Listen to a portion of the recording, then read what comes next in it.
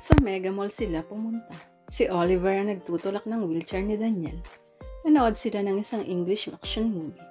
Tuwang-tuwa si Daniel dahil iyon ang unang beses na nakapasok ito sa loob ng sinihan. Pagkatapos na nanghalian sila sa isang restaurant, lahat ng magustuhan ni Daniel at Oming ay binibili ni Oliver. Nalikot pa sila sa department store. Ibinili nito ng mga damit at sapatos ng kanyang mga kapatid. Nang nagmimerienda na sila sa Goldilocks ay binulungan siya ni Oliver. Sobra-sobra na ang ginagawa mo para sa mga kapatid ko, Oliver. Baka kasi makahanap-hanapin nila. Umiti ito. Bakit naman nila ako hahanapin?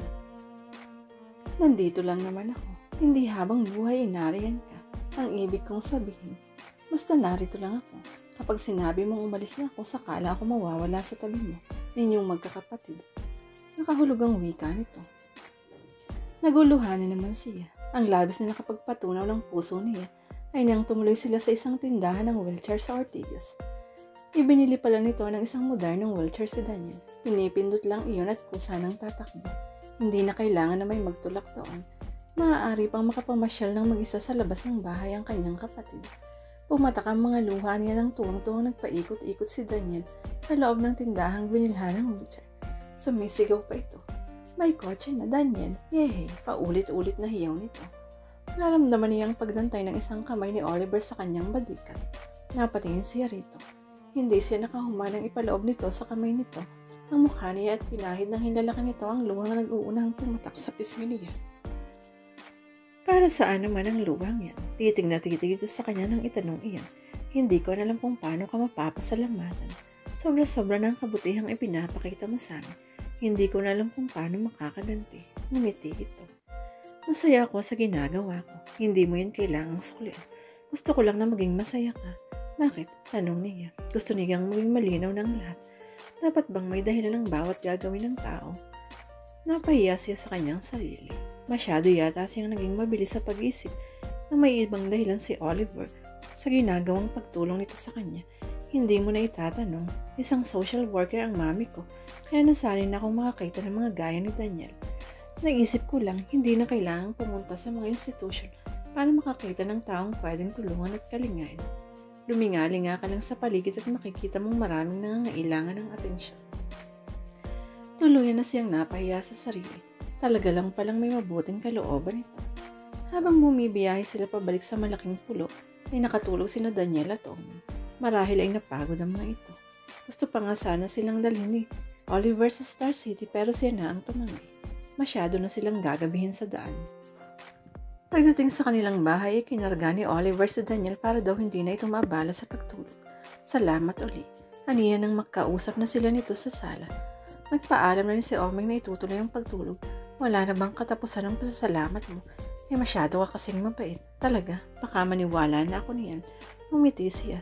Sana huwag ikalalaki ng ulam. Umiti rin ito. Gusto mo ng kape? Barako? Mayroon ako riyan. Maglalaga lang ako. Sige, okay lang ba sa'yo na mag-stay ako? Oo naman, bakit? Baka kasi pagod ka na at inaantok. Kahit buong magdamag pa tayong magkwentuhan, okay lang sa akin. Ngaling-ngaling sabihin niya. Okay lang, tumayo sa siya. Maiwan muna kita. Paalam niya. Tumango lamang ito. Tumunong muna niya ang kanugnog na kusina. Naglagay siya ng 2 tasang tubig sa takuri at nilagyan niyo ng 2 malaking kutsara ng kaping barako. Sandali lang at kumukulo na iyon. Kapag kuha niya isinali niya ang kumulong kape sa 2 tasa, saka iyon nilagyan ng asukal. Pagbalik niya sa sala ay naabutan niya si Oliver na nakasandal sa upuan at nakapikit. Tila nakatulog ito. Ibinaba niya ang tasa ng kape sa mesita pagkatapos ay ginitisan niya ito. Oliver, hindi ito natinag. Bahagyang niyugyug niya ang balikat nito. Oliver, dumilat ito. Pinakatitigan siya nito. Nakatulog ka yata. Tumuwid ito ng pagkakaupo. Sorry, naidlip na ako. Kinuha niya ang isang tasa ng kape sa kayon ay niabot ito. Ito na ang kape mo. Nang tanggapin nito ang tasa ay nagdaiti ang kanilang mga balat. Kapag kuha niya hinuli nito ang isang kamay niya at hindi na iyon binitawan. Muli ay nagtama ng matagal ng kanilang mga paningin. Umilis ang tibok ng kanyang puso pero hindi niya inaasahan ang mga sasabihin nito sa susunod na mangyayari. Kinuha nito ang hawak na tasa niya at ibinabayan sa ibabaw ng mesita. Itinayo siya nito kapag kuwan at ginagap uli nito ang isang kamay niya. Dumadagundong ang kanyang dibdib. Nang dahan-dahang ilapit nito ang kamay nito sa labi nito. Hinadkan nito iyon. Claire, panas na sabi nito. Oliver, parang nahihirapang anas din niya. Mahal kita. Gusto niyang himatayin sa narinig. Wala siyang masabi. Hindi niya mapaniwalaan ang nangyayari. Baka naman nananaginip lang siya. Hindi ka naniniwala. Mahirap paniwalaan, sabi niya. Bakit? Isa kang mabuting babae. Unang kita ko pa lang sa'yo, iba na ang nararamdaman ko. Hindi tayo bagay, Oliver. Isa lang akong tendera. Wala akong may pagmamalaki sa'yo at sa pamilya mo. Wala akong pakialam. Ang tanong ko sa'yo ay kung mahal mo rin ako. Natatakot akong baka humigpit ang pagkakahawak nito sa kamay niya. Saka iyon tinapat sa dibdib nito. Wala kang dapat ikatakot. Tapat ang pag-ibig ko sa'yo, Claire. Baka naaawa ka lang sa akin at sa mga kapatid ko. Mahal na mahal kita. Iyon ang dahilan kung bakit pinilit kong mapalapit sa mga kapatid mo. Sandaling nag-isip siya. Ngayong narinig na niya mula sa bibig nito na mahal siya nito. Ay gano'n na lamang ang pagudyok ng puso niya na ipagtapat na rin dito ang tunay na darama niya. Mahal din kita, Oliver. Bago pa makapagdesisyon ay naisa boses na niyang nasa isip niya. Nang marahang dampian nito ng halik ang kanyang mga labi, ay walang kapantay na sensasyon ang idinulot niya sa kanya. Isang bagay na inakala niya sa panaginip lang niya malalasap. Mahigit isang oras nang nakalis si Oliver pero hindi pa rin dalawan ng antok si Claire. Hindi pa rin niya mapaniwala ang may pagtingin din sa kanya at nagkatotoo ng biro ng mga kababaryo niya. Mahigit 2 buwan na silang magkakilala nito. Taglay nito ang mga katangiang hinahanap niya sa isang lalaki.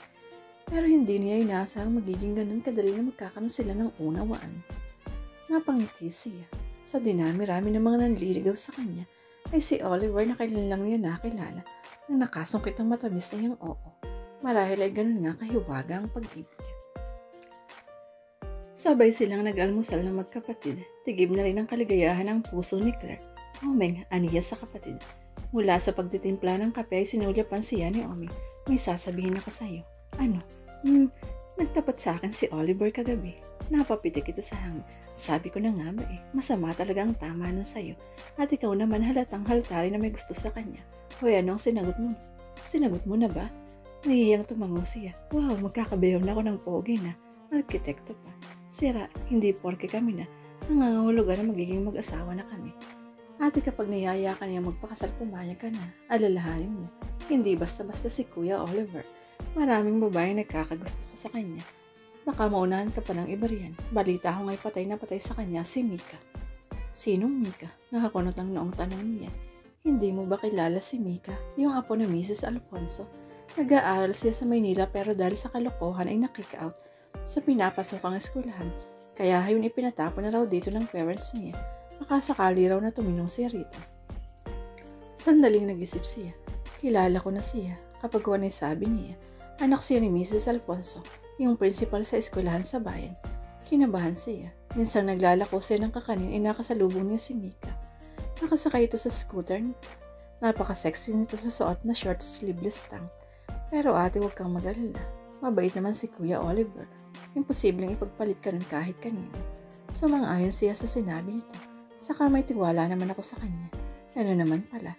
Kaya lang hindi mo pagkakatiwalaan ay ang mga malalanding babaeng lalapit sa kanya. Omeng, huwag mo nga akong takutin. Maglalako pa rin ba ng kanina yung boyfriend mo na si Kuya Oliver? Oo naman, bakit naman hindi? Hindi ko dapat pabayaan ang hanap buhay ko dahil lang nagka-boyfriend ako. Pero kapag nagpakasal na kayo ni Kuya Oliver, magiging totoong prinsesa ka na. Matagal pa yun. Nakaiba ang sigla ni Claire nang maglako siya ng kakaninang araw na iyon. Kapag binabati siya ng mga tao at binibiro, purong ngiti na lang sinasagot niya. Hindi man niya ipinapangalandakan na may relasyon na sila ni Oliver, hindi na siya tumatangi kapag binibiro siya. Nang napadpad siya sa site ng ginagawang subdivision at matanong niya ang coach ni Oliver, ay nagalangan siyang lumapit. Marami sana siyang maalok na trabahador pero baka hindi magustuhan ni Oliver ang gagawin niya. Napangiti siya sa sarili. Iyon ang mahirap kapag may karelasyon ka. Dapat din niyang ikonsidera ang maaaring isipin at maramdaman ng kanyang nobyo. Sa huli, kinabig niya ang kanyang sidecar pabalik. Maya-maya ay narinig niyang pitada ng kotse ni Oliver. Pamilyar na sa kanyang busina niyon. Diyat at nakita siya nito at hinabol siya. Huminto siya at hinintay ang paghinti nito sa tapat niya. Ay honey, bati nito nang ibaba nito ang tinted na salamin sa kotse nito. Bumaba ito sa kasya nilapitan. Napangiti siya. Ay, hinalikan siya nito. Dahil nagulat siya ay naiiwas niya ang kanyang ulo. Lumaplis ang halik nito sa kanyang mga labi. Oliver, bakit? Tayo na, diba? Oo nga, pero alam mo naman dito sa bahay. Mano ba? Gusto kong malaman nilang lahat na tayo na. Hindi mo ako'y kinakahiya. Bakit kita ikakahiya? Ikaw ang pinakamabuting babaeng nakilala ko sa buong buhay ko. Mapagmahal kang kapatid. Mabuti ka sa kapwa mo. Kaya sigurado ako na magiging mabuting asawa ka at ina ng mga magiging anak ko. Kahit tindera lang ako ng kakanin. Pinisil nito ang baba niya. Saka siya ay nalalayang bumaba mula sa bisikleta. Kahit ano ka, pamahalin kita. Masuwi ka nito. Oliver, nanlalabo na ang mga pantat niya sa mga luha. Maswerte siya at biniyayaan siya ng mabait na mapagmahal na nobyo. Bakit hindi ka tumuloy sa site? Nahihiya ako eh. Saan? Kanino? Sa mga tao mo, baka kung anong sabihin nila. Ngumiti ito. Alam na ni Rupi ang tungkol sa atin. Sinabi ko na. Sabi nga niya kahit boss niya ako, gigilitan daw niya ako sa leeg kapag pinaiyak kita. Natawa siya. Siya nga pala sa susunod na linggo darating yung mga kakasosyo ko. Magbibigay kami ng kaunting salo-salo sa mga unang kliyente ng subdivision. Siyempre kabilang ka ron. Kaya nga medyo magiging busy ako simula bukas. Sasamahan ko kasi ang mga taga-marketing at sales department sa realty business namin para mag-alok ng lote sa mga tao. Saan naman gaganapin ang salo-salo? Dito lang din. Nagpapasemento na nga ako ng isang bahagi para doon na lang ganapin ang kasayahan. Huwag kang mawawala ha. Siyempre naman. Luluwas ako sa Maynila mamaya. Baka doon na rin ako magpalipas ng gabi kaya hindi muna ako makakapunta sa inyo mamaya. Tatawagan na lang kita. Muli ay ginawaran si Rito ng halik. Sa pagkakataon ngayon ay mas madinit, mas matagal. Bagyang itinulak niya ito. Amoy pawis ako. Ikaw ang pinakamabangong amoy pawis. Oliver, baka may makakita sa atin na kakahiya. Ngumiti ito. Naiintindihan ko. Mauna na ako, maglalako pa ako. Bilhin ko na ang lahat ng iyan. Ipapamerienda ko sa mga tao. Talaga, marami-rami pa ito. Kawawa naman ang hani ko. Ito na mismo ang kumuha ng bilaw at basket sa sidecar. Inilagay nito ang mga sasakyan nito bago bumalik sa kanya. Tinukot nito ang wallet sa bulsa nito at humugot ng 2,000. Iniabot nito yun sa kanya. Tumanggi siya. Wala pang 500 ang nabili mo. Tip ko sa'yo, yung iba. Ano ko waitress para bigyan mo ng tip? Hindi. Girlfriend kita. Basta ayokong tanggapin yan. Kung ano lang ang dapat mong bayaran, yun lang ang tatanggapin ko. Tapos babalik ka pa, tumingin siya sa kanyang relo. Baka maaga pa naman eh. Huwag na, magpahinga ka na. Bukas ka na lang uling magtinda. Sige, ibinalik nito ang 1,500 sa wallet nito. Yung 500 piso lang ang inabot nito sa kanya. Salamat. Aniya pagkatapos tanggapin ang pera. Pinisil nito ang kamay niya. Pag kinasal na tayo, hindi ka na magtitinda. Hindi na kita papayagan. Napuno ng kaligayahan ang kanyang puso. Ang ibig sabihin lang ay malinis talaga ang intensyon nito sa kanya. O bakit natigilan ka? Wala, hindi lang kasi ako makapaniwala na mahal kita. Kung gusto magpakasal na tayo kahit ngayon eh. Ni hindi po mga ako na ipakikilala sa parents mo. Sa birthday ko, uuwi tayo sa Laguna. Ipapakilala na kita sa kanila. Naibalita ko na sa kanila kagabi ang tungkol sa iyo. Sa susunod na buwan pa ang kaarawan nito, nalaman na yun isang nagkukwentuhan sila. Magti-30 anyos na ito. Hindi ba nakakahiya? Tumawa ito. Tingnan mo to. Kanina nag-aalangan ka dahil hindi pa kita naiipakilala sa parents ko. Ngayon gusto na kitang ipakilala sa kanila, nahihiya ka naman. Para kasi ng bilis ng mga pangyayari. Dapat lang na maging mabilis. Minamadali na akong mag-asawa. Remember, nag-iisang anak ako. Tapos magti-30 na ako, wala pa akong asawa. Oliver, may obligasyon pa ako sa mga kapatid ko. Pagtulungan natin ang obligasyon mo sa kanila. So narinig ay sila ang humilig sa malapad na dibdib nito.